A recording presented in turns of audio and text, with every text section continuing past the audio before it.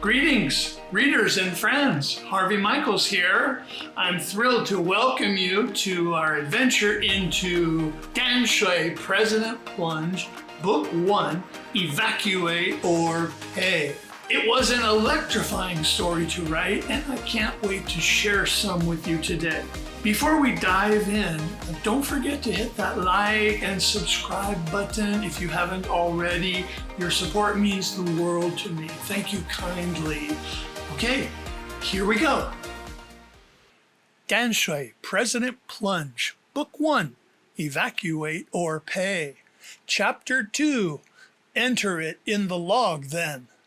Danshui, Port Police Headquarters. A beacon of light warns of rocky shores, sweeping right to left from the rooftop. Today's signal is false advertising, a show, as if they are in control. Underneath the large second-floor space of desks and cubicles in the Danshui Port Police Headquarters is tensely humming with activity, while the typhoon tidal surge outside rises around them. One phone buzz rings over background chatter and police band radio static. A wall-mounted television quietly drones on with ignored TV news, replaying typhoon preparation stories. 3 small windows on the west-facing wall display miniature, jaw-dropping views of furious, blackening skies and frantic, choppy waters downward and outward. The opposite side windows show the storm without the chaos, the inner port of tied-up, covered boats. A lower-ranking officer puts a piece of paper on the side of the countertop the tall, lanky duty chief is leaning on. The young man's erect posture belies the butterflies in his stomach, facing the imminent super typhoon, his first direct strike typhoon on watch duty. "Excuse me, Chief, did you see the report of an unscheduled city truck in the back lot?" Chief Anthony Pan's lengthy neck muscles flex upward toward his thinning hair, but he does not turn away from a different report he was concentrating on. "What? Is it there now? What? A city truck here?" Chief Pan's repetitious way of dishing out questions drives his wife crazy, but no one ever mentions it at the office. He reaches a long arm for his favorite coffee mug, an anniversary gift from the loving, if occasionally irritated, wife. Before looking at the other man's face for answers, while ignoring the memo the officer placed for his once-over. "No, it's gone already. It slipped in and out in no time. Someone saw it leaving, locking the back gate. But they apparently made some sort of repair to the back wall and plastic curtained it off before leaving." He gestures with his eyes toward the 3 sea-facing windows, but the chief doesn't follow his expression. "Enter it in the log, then," the chief finishes their conversation without a glance at the brief report. He jerks upright, remembering his bosses will ask him about it, and walks in long strides over to the closest of the windows. Chief Pan gawks down through the not yet typhoon strength driving horizontal rain at the small but obvious image, a yellow marked construction site. Chief Pan picks up a large pair of binoculars ready there by the window, but never raises them to his eyes. Yellow lights on sleeves of the 2 construction mannequins illuminate the bizarre sight enough. He peers out again and squints. What is that yellow, flashing, mannequin-eyed, beetle-looking thing? To him, it appears farther away in the wild weather than it was, and weirdly ominous against the seawall. He scratches his head and draws a blank, conjuring no explanation. But apparently, they securely fused it together, fluttering madly as it is in the early typhoon gusts. He also sees half a soccer field to his right, the gaggle of small boats in the back lot, tied on trailers and chained to the flagpole. The chief shakes his head. He gives little chance for the small craft, shaking and bouncing in the rising gusts like children's toys. Whatever the city truck left behind was a bother, but not a threat. The curtain encased whatever it is only holds his attention long enough to know what he will say to his superiors. Chief Pan's gaze returns to the rising waters and screaming winds blowing more all the time from behind the seawall. He curses under his breath, knowing much worse is about to strike them. Make a note, mark the time, and find out who fouled up and neglected to inform us of that work order. I'm thinking it must be Taipei flood control, but someone has to account for leaving us out of the loop. Chief Pan remembers something his superiors will ask him about the city truck crew. Add to the bottom of your list to dig out the back lot video to see just what they were doing there. He rightly assumes the junior officer is still there behind him and will follow his orders.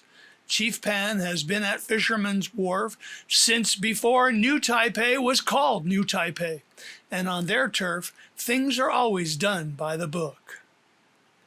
The chief swings back to the counter, slides forward, and resumes perusing his printed to-do reminder list of more pressing matters.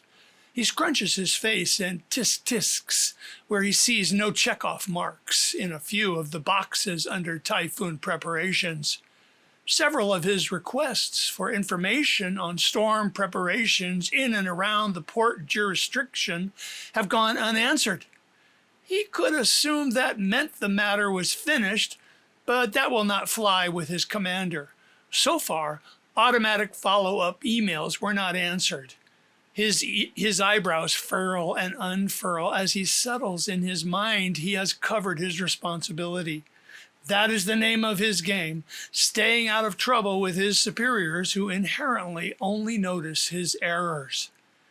Even though safeguard measures would notify him immediately if there was a development, he checks in every half hour with the main New Taipei city government flood control agency's insider staff, non-public websites, especially the hydraulic engineering departments. Now, how high was the storm surge going to be? High tide is at 4:30, and the storm surge could be several meters, causing unspeakable harm around northern coast cities. Tidal storm surges are the most feared part of any large storm, and super typhoon tide surges can be disastrous. In meetings that week, no one spoke of the Taipei typhoon flooding in 2001 that killed 20 people when Yuchen water pumping station, then the largest in Asia, failed. Thousands of basements flooded, and the subway became an underground river during that fiasco. The chief turns his eyes back to the ocean-facing windows and shudders, hoping the third super typhoon this year will not bring a superstorm surge. He takes a sip of cold coffee to clear his mind and reads on until a hammering gust of wind distracts him. He loses his place and glances up, eyeing 2 more pages on this year's fruit calendar remain. Papaya is the featured fruit this month. Not one of them will remain on papaya trees around Taipei tomorrow morning, he is certain. Next on his list is briefly reporting on an early morning media inquiry.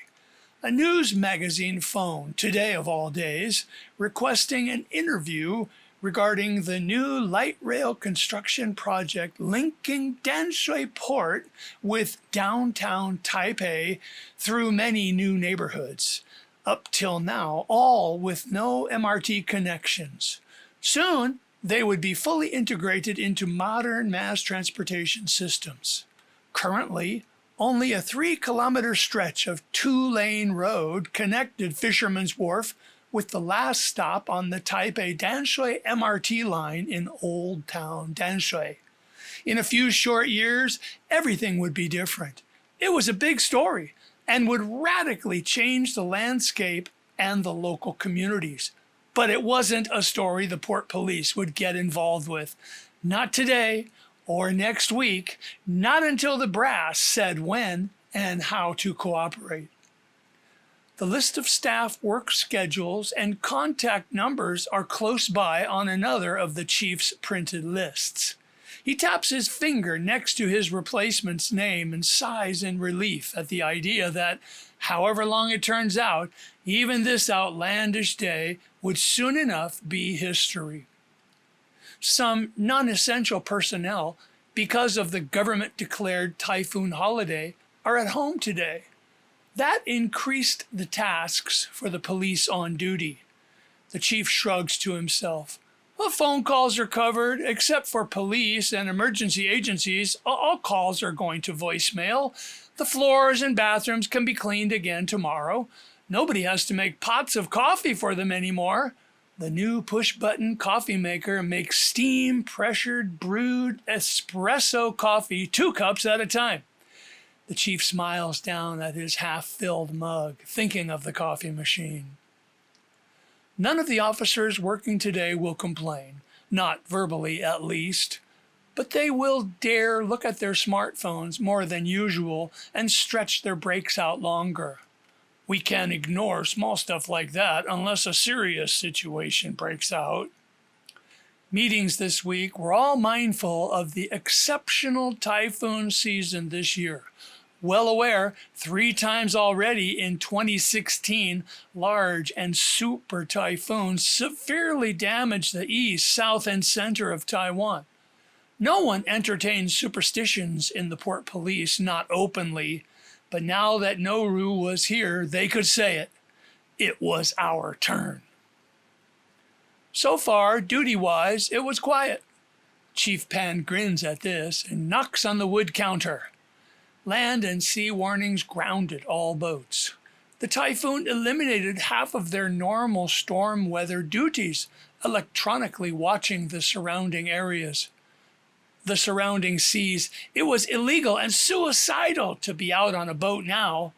If there are any insane sailors out there, we wouldn't see them. Remaining light in the dark gray sky is dimming fast, and the white horizontal rain moves like snow shot from guns. The chief turns back to his office to check in with his wife on line and make sure everything at home is ship-shape and ready for the storm. He doesn't look out the window at the crazy-looking construction mannequins waving and somehow not getting blown apart by the gusts pummeling them, and the plastic curtains erected, readied stage curtains. D. I will obey, I hear myself say. The floor fan drones next to my head, and a truck muffler growls 11 stories down on the street. I know I'm no longer dreaming, or whatever that was. Traffic downstairs projects above me on the ceiling. A dim yet clear image of cars and scooters and pedestrians around the 2-street T intersection 11 floors below our window somehow reflects up between the ceiling fan and the east-facing windows blocked by dark curtains. It still blows me away after 15 years, rain or shine, when the light is right, the optical effect of crosswalk and cars obliquely visible, streaming on our ceiling. Looking upward from my pillow, I see 2 white cars converge on a mirrored image of the streets downstairs, as if about to collide, but then stop for some unseen reason. At the last second, a yellow taxi enters the picture. It knifes between both cars from the unseen smaller street up onto the larger street. I can't stop seeing in my mind what I saw before opening my eyes. Willie's face, Teddy's face, raining down tiny scrolls and red leaves. My breath catches in my throat for a second. I am needed for something big. Again. These years I doubted I would be called on like before. I presumed I was spiritually retired from major assignments. Disabled. But no, something big is on. Listening for our geriatric, black and brown, short-haired, pointy-nosed dachshund, I hear silence. He is on his last leg. Most mornings I wake hearing him wheeze over and over. The vet said the hissing rasps are not asthma, but Samson's way of kick-starting his weak heart. Poor old Samson. I will carry him to the balcony to do his business on newspapers there. Then I will make his meal, a complicated recipe. Samson care tasks are acts of love for our beloved Pooch, and even more for our grateful sons. Since he has not come wheezing down the hall to our bedroom, I have time before doing Samson chores. My body protests. Joints creak, others click. Thick and tight burn scar patches talks to me, in places half numb and others half stinging. Small stress limit alarms rise inside my chest and stomach. Thankfully, nothing from the frag, a jagged piece of bullet wedged between my spine and my third and fourth thoracic vertebra, between my shoulder blades, right where everyone can't quite reach to scratch. Days of late feel better than in 8 years when I was grounded in bed with surgeries and painstaking rehab for 6 months. Doctors left the frag there, worried they would make it worse, trusting me to take it easy. Amazing things happened while I lay on this bed the last hours. Some particulars are clear to do, which I had zero impression about before I went to bed. I have to get a hold of Willie and leave word for my wife, but first things first, I stand out of bed and raise my hands to worship. My assignment, my new instructions, fill my heart and my mind again. In bed, I did not audibly hear, more like I saw and understood in a half-sleeping experience. I am getting together this evening in Taipei with Teddy Yang and his son Bear, typhoon or not. I have no idea why, but Psalm 23 is going to play a big part. Also, I know that Willie and I will drive to Taipei together. This is not as confusing to me as it is wonderful, and I can only explain what I can. Not very much. This is my space, our space together now, Lord. Be welcome always and right now to come fellowship and enjoy my praise and worship to you alone. For the first conscious time ever, I see red leaves falling around me the whole time I worship. But I don't wonder at how it can be. I do wonder what it might mean. I also wonder how at the beginning of every call to fast from eating, I suddenly feel so hungry. The clock shows 8:30. My dear wife is teaching her first class. There is no hurry to leave a message at the teacher's office, and there are no dog toenail sounds on the floor or wheezing sounds, so I will call Willie first. Willie and Teddy, whose faces I picture now, the same as in my vision-given mission, are in similar relationships with me. They are close friends, Willie especially.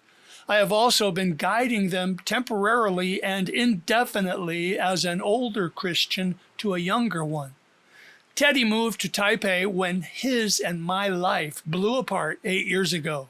He decided to relocate from central Taiwan afterward, and I had no choice but to retire with a small bullet fragment pointed against my spine and third-degree burns over my left side, shoulder, and back. The Willie face I saw before waking was not the long, bearded face I saw 2 days ago at his apartment workplace. It was his handsome, though scarred, unshaven face 20 years ago. 2 specific moments welded us together on the fated trip to recover a kidnapped 6-year-old Taiwanese girl spirited away to a hideout in southern China. The first Willie moment was us looking at each other when we both felt certain we were done for. Our contingencies became worthless when one kidnapped girl turned out to be 8 trafficked girls, 2 each from Vietnam, Thailand, and the Philippines and Taiwan. We couldn't leave them, but every subsequent hour escaping felt doomed, with no chance to stay free from corrupt elements using media and police to find us, accusing us of the very trafficking we were upsetting. Etched in my mind, one shared terrified eye to eye after we watched our sole hope murdered barely 100 meters from where we hid. But the willy face I woke to was the look we shared, blown about, racing over water, saved from the jaws of death, helped by a kind smuggler of all people. It was that second shared moment 20 years ago I saw in my dream, there on the water when we knew we were in a divine time, right when there was no chance, no hope, not before God made a chance for us and made it look easy. Snatched from the clutches of sure catastrophe, one mutual pause and glance, we breathed it in and it fixed us together forever as brothers. The Teddy Yang face I saw and still see is from the nightmare that welded us together 8 years ago. That time I was awake because nerves inside my seared skin screamed out at me. My body wanted to pass out, go into shock from being shot. Teddy wailed, agonized over a worse pain, seeing his father murdered seconds before. The moment we shared the scorching pain of napalm burns only those who live through can understand. Teddy's tortured eyes sought mine out like a child, wailing at the torment and asking why, at the same time screaming, "No, Baba, no!" Earlier in bed, besides Willie and Teddy's faces, red leaves kept falling in small scrolls just big enough to read Psalm 23 on the outside of them. I'm not sure if it is only in my mind as I see or sense red leaves still tumbling on the edges of my peripheral vision. My family suffered that time 8 years ago with Teddy, and 8 years before that, injured badly another time. Injured might be too negligible a word, since both times I technically died and had to be resuscitated. It's a good thing I am healthy as a horse and resemble a horse in other ways, according to my sons, who clarified, "Actually, Dad, a mule." In both instances, I knew I was in God's hands. Recovery was never in doubt. I had the advantage of being spiritually at peace, though drugged and sleepy between pain bouts during the worst of those days. But my family had no morphine for their pain. We pulled through though, spent much recuperative time together in quiet, secluded places around Taiwan. My wife took longer to trust her husband and her God than her young sons did. After the first time in 2000, our boys, Peter and David, Petey and Davy, were so young, their hearts and minds healed quickly. We adopted our puppy, Samson, not long afterward to help with their mending process. Now when we see Samson, Evie and I remember our university student sons as small children.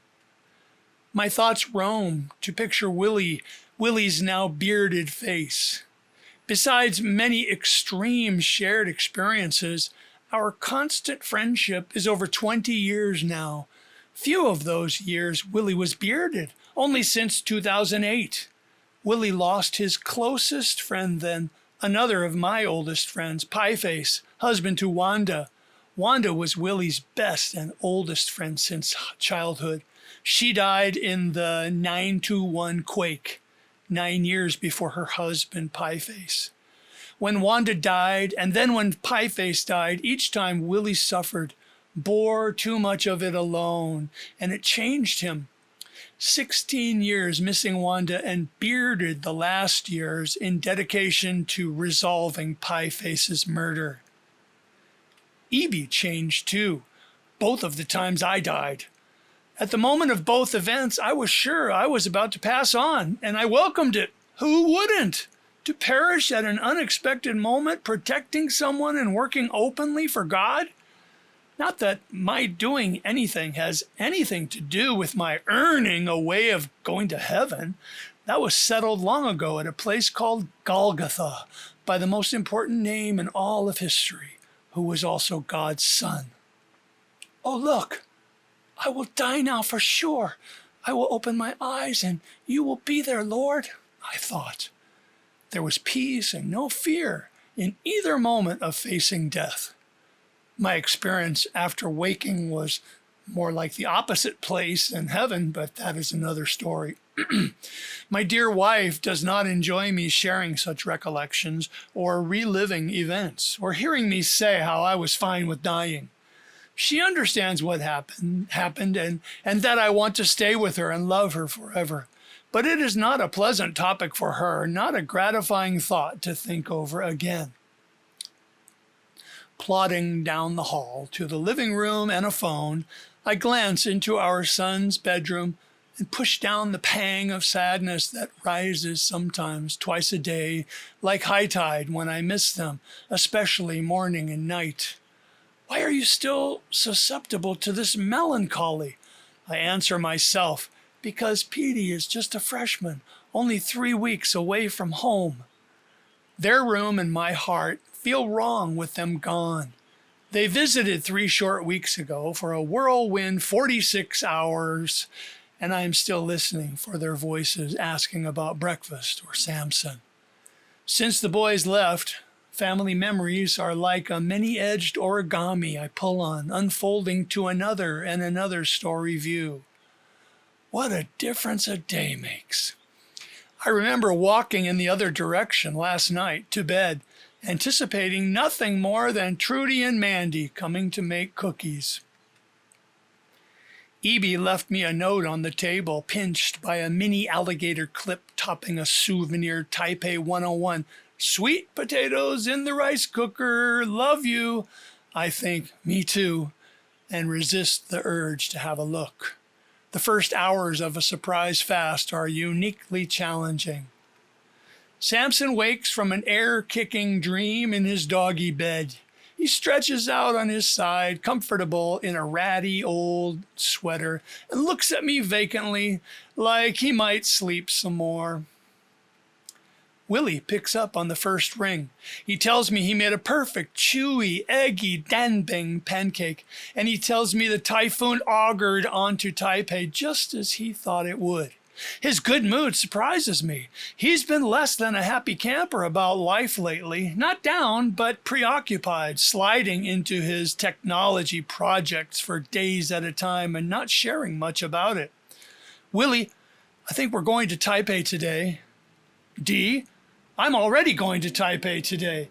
Are you saying you want to go together? Yes. That's funny. Yesterday, I didn't know you were going to Taipei today. Shouldn't we be excited about this coincidence? Whatever. I mean, yeah. Willie often loses place doing other stuff when he's on the phone. I'm not sure Willie's hearing me as I tell him what I know about the assignment. He and I are going to Taipei, Psalm 23, red leaves falling, and I will go see Teddy. That's something, he says, and I picture him holding things in both hands. So we'll take your car, right? Or should I drive? No, we'll take my car. Wait a minute, let me think. Willie pauses for a second. You just drop me off and take my car. Keep it in Taipei and drive it back to Taichung. I'll get back another way. Are you sure? Yes, this will be better for me. I won't have to be the one parking in Taipei during a typhoon. He laughs a short, mirthless laugh. I'll be over there at 1. Willie says, and begins to hang up. I stop him and ask him about some tech I need to borrow, things Willie's been building and teaching me about. We chat for a few minutes longer, never mentioning the insane idea of purposely driving into a super typhoon. He says he has to get busy with remaining errands and such. Okay, I'll see you at 1, Willie. Eat lunch before you come, I say, and he hangs up. In the last seconds, talking with Willie on the phone, standing near our living room balcony window, a strangely crowded flock of pigeons suddenly appeared and flew directly at me. At first I didn't pay attention, and then they were flying right at me. Sunlight reflected off some metal right at them, so their 20 pigeon wing pairs showed 50 times more of sharp lines, feather edges, flashing an impression of sudden horror even. It was as if they were impossibly hiding in the apartment building across the street and burst from it, unseen until halfway across. "Willie!" was all I said. He asked what it was, and I told him I'd tell him in the car. It was odd for the large number of pigeons and how they darted up and down, right and left to avoid slamming into our balcony or window. Something must have attracted them here or scared them into bolting from there. That's it for today. Thanks for listening. I hope you enjoyed the reading this time. Please leave a comment if you did. What did you think? Remember, sharing is caring, so please do tell a friend who would like to join us here. If you are enjoying the journey, I'd be so grateful if you would be a supporter and pick up a copy of Danshui President Plunge on Amazon and leave a review. Until next time, take care. I look forward to seeing you here again. See you then.